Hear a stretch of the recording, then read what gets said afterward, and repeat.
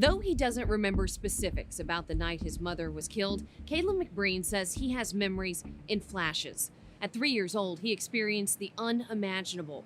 Now as an adult, he's hoping someone will come forward with information to answer the question, why? Photographs tell many stories, some of happy times, others of tragedy. And this one, printed in the Florida Times-Union, is the latter, capturing the moment 3-year-old Caleb McBreen stood with his father on the steps of his grandmother's house, trying to understand why he would never see his mother again. It was September 20th, 1992. Renee McBreen was celebrating her son, Caleb, turning 3 with a birthday party, followed by a trip to Dunkin' Donuts near their home on Crescent Street in Murray Hill. The family told police in 1992 that she and Caleb left the Dunkin' at 9:30 that night. Around 12 hours later, Caleb answered the house phone when his father called from Colorado, crying that Mommy wouldn't wake up. Police responded and found a gruesome scene. Renee was dead. There's blunt force trauma. She's laying on the floor in the living room near the couch. Caleb was unharmed. The 3-year-old was interviewed, though, about what he had seen. There's not a lot that they glean from that specifically. He does say a few statements about big man, and he motions that there was an argument in the home. And so that was all that the detectives had to go on. According to the Florida Times-Union, neighbors told the paper they heard arguing earlier that night and the day before. One neighbor told police she saw a man with possibly a beard at the house.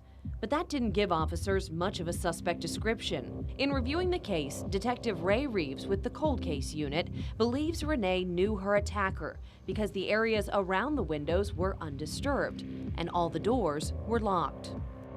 And so whoever it was, she knew, and they were already inside. And when they left, our belief is, because of the deadbolt in the front, is they just turned that knob and closed the door behind them.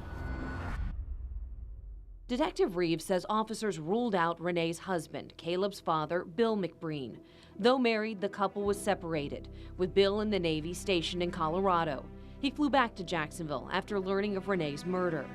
Renee supported herself and her son as a waitress and was also around 2 months pregnant.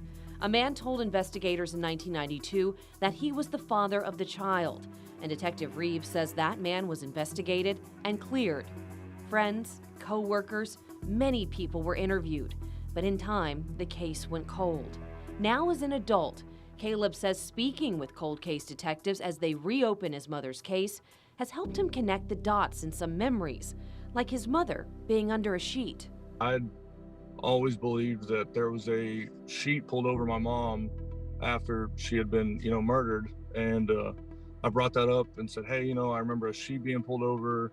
And they said, well, actually, you had woken up that morning, and we believe went out there and put a pillow under her head and a blanket over her, trying to make her comfortable and okay, and being so young, not realizing, what exactly was going on. His happy life with his mom shattered, sending him down a difficult path. Caleb says he lived for a time with his father, but ended up in foster care, at times homeless, before being adopted as a teenager by a loving couple. Now as a husband and father himself, he wishes his mother could see the man he has become. I think the hardest thing when you lose somebody at that age is, I always wonder what advice she would give me today, what she hoped I would be, who she hoped I would be. What gives him hope is seeing that people still care. Renee's sister and close friends still hang up flyers in the Murray Hill neighborhood, dedicated to finding out who took the life of their beloved sister and friend all those years ago. But the answer to that could already be in the evidence. Detective Reeves says with the advances in DNA technology, they can now submit evidence never before tested. And they are rerunning a palm print found at the scene through local and federal databases. And now where we are technology-wise, it may very well be that someone that we've already spoken to, that we get a hit or a pop on. And while that could lead to an arrest in the case, Caleb says it won't bring back his mom or change the years that he struggled as a child without her. What he wants is understanding of why it happened. And to get that, he needs to know who killed her.